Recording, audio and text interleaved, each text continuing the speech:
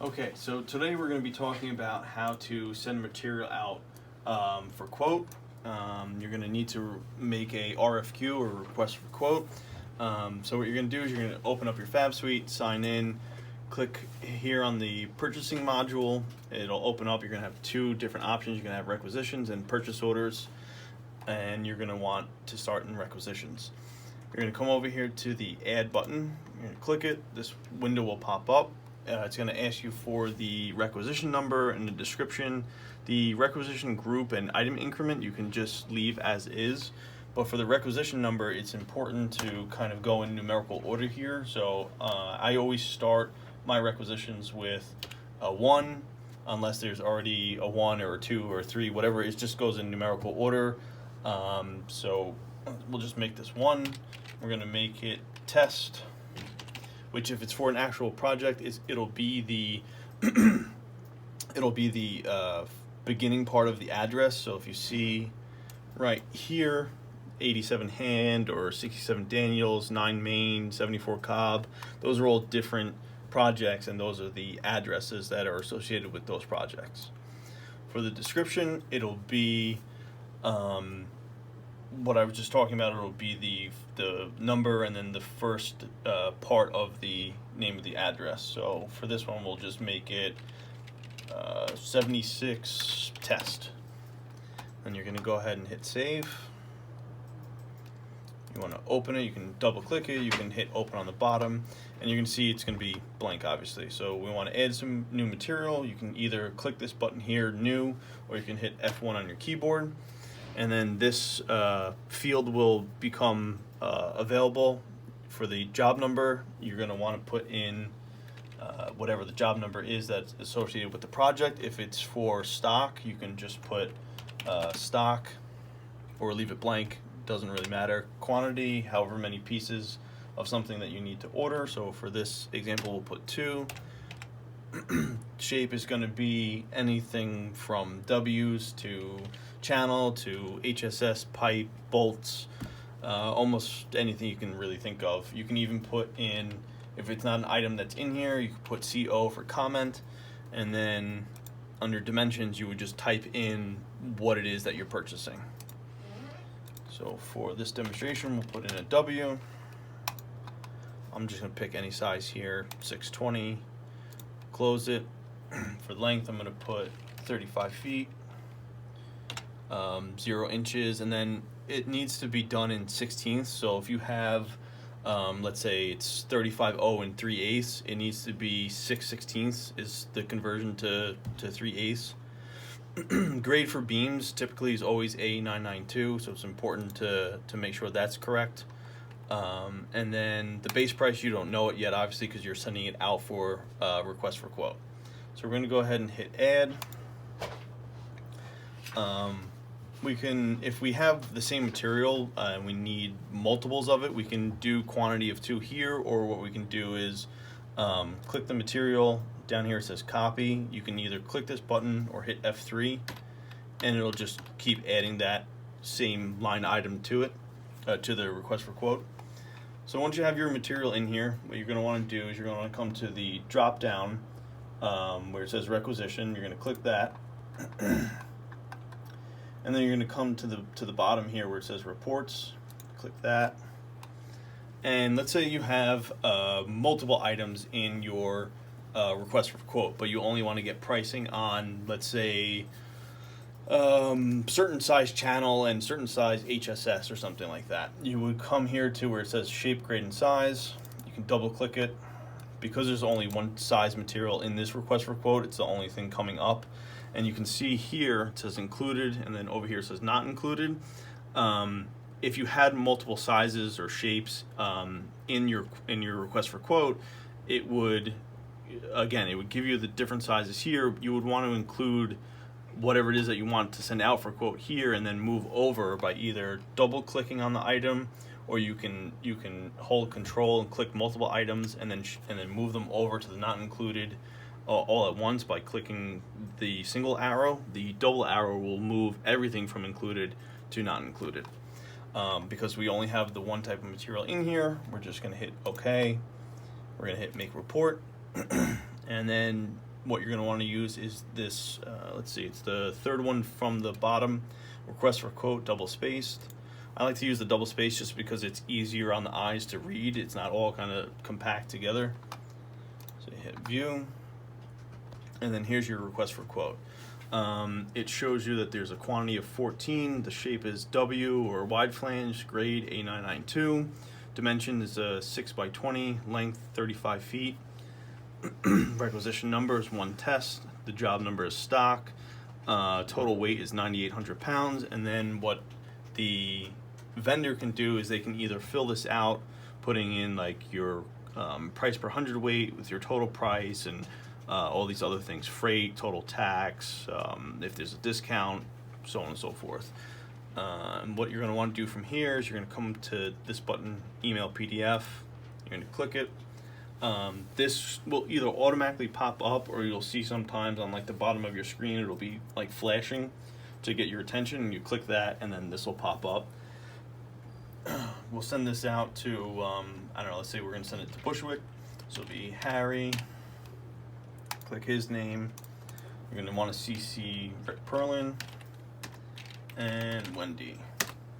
Subject will be material for quote, and then you write your body of your email and you can send that out for quote. Now, once the pricing comes back, which most likely it's not going to be on this, the vendors don't typically fill this out. At least I've never had that happen anyway. They usually send back their own form. So once you get your pricing, what you can do is you can come into here where it says base price, like we were talking about before. And as you can see, it's blank right now, and it's CWT, or it's per hundredweight. So typically beams right now are like $50 per hundredweight. So you put in 50 CWT and then you hit save. Now it's only updated for the one item that is highlighted here. So let's say you have all of these items like we do, and you want to do all of them at the same time instead of having to click on each one. What you can do is you can go back up here to the requisition drop down, go to global edit, and then global edit by shape. And then if there was multiple wide flanges in here, it's going to show you all of the wide flanges because it's by shape. But we only have the 620s in here, but if we wanted to do others, if there was others in here, you would go back to shape, grade, and size. You would pick the size that you wanted to include, hit OK again.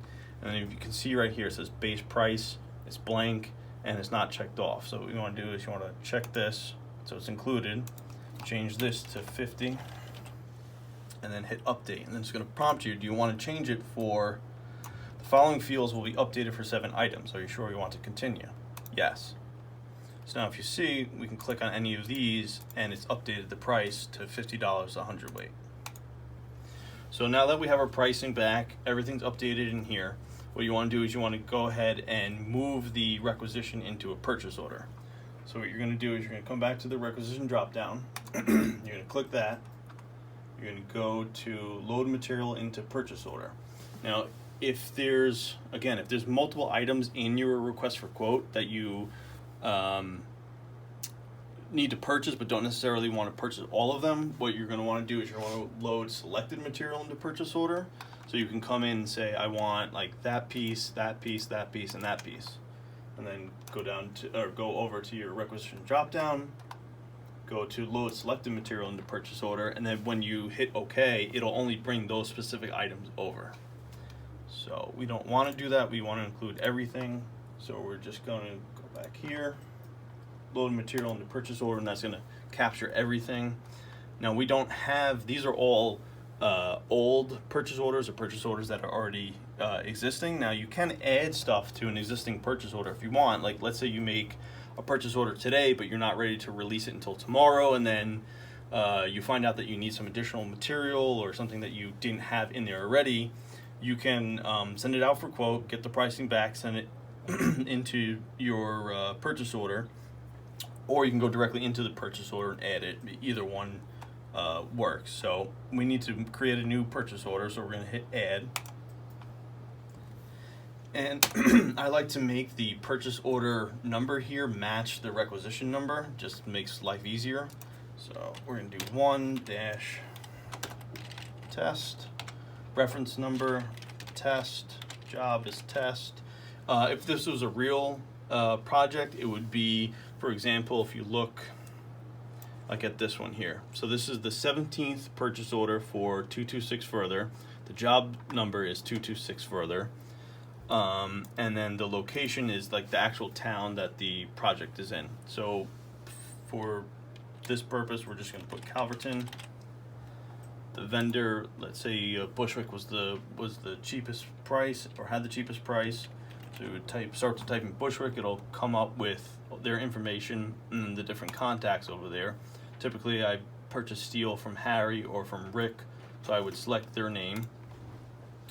The ship to, bill to, you're gonna put TE, Tebbins will come up. Bill to, TE, Tebbins will come up. Remarks, you leave blank. Top text, I like to put, because typically our structural projects have different phases, so I'll put phase 1 or 2 or so on and so forth, or first floor, second floor, third floor, or whatever it is, just so that I have an idea of what purchase order this material is specific for. So we'll go ahead and hit save. And here's the purchase order that we just created, but as you can see right here under items, it's $0. So we're gonna hit OK. We're gonna hit import, and it just took those 7 line items that we had in our request for quote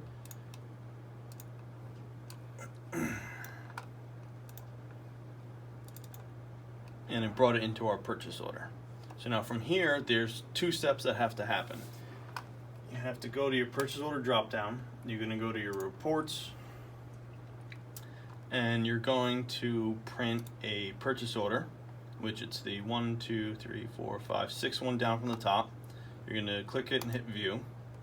The purchase order will pop up. So based on the amount of material that we loaded into our request for quote and then subsequently loaded into our purchase order, it's 9,800 pounds at $50 a hundredweight. The cost is going to be $4,900. We are purchasing it from Bushwick. It's being shipped and billed to Tevin Steel at this address. The purchase order number is at the top right corner, and the little note that I like to put in all of my purchase orders is right here. So what you would do with this is you can either email it or print. What I like to do is I like to print, and then it would go over to Doris in bookkeeping. She gets a copy of it so that she can allocate funds accordingly for the project. For stock, it has to happen the same way. There is no budget or allowance or anything, obviously, for stock, but she still needs to be made aware that this money needs to be allocated for purchasing this material for stock. So that's step 1. Step 2 is you need to come over here to the third one from the top, which is the material receiving checklist. You can double click it or you can hit view, it's up to you. And then this is what is going to be printed and given to the shop on the clipboard as you're going out of Tyler's office into the structural shop itself. On the right hand side, just before you leave the office, is a clipboard that this gets printed and then put onto that clipboard. Once the material is then received from whatever vendor, Tyler or Andrew or any of the other guys in the structural shop will come into either FabSuite Go or to FabSuite itself, which really only Tyler has access to. And if it's in FabSuite itself, they're going to click this into receive mode, and they can come in here and they can receive one item at a time, all of the items at a time, or whatever it is, by clicking receive here, quantity 2 of 2, 1 of 2, whatever it is. Or they can click receive displayed, and that'll receive all of it. It'll reserve it for stock. When you go into inventory, it'll say 6 by 20, all of 16 pieces reserved for stock. And that's how you make a request for quote and then a purchase order.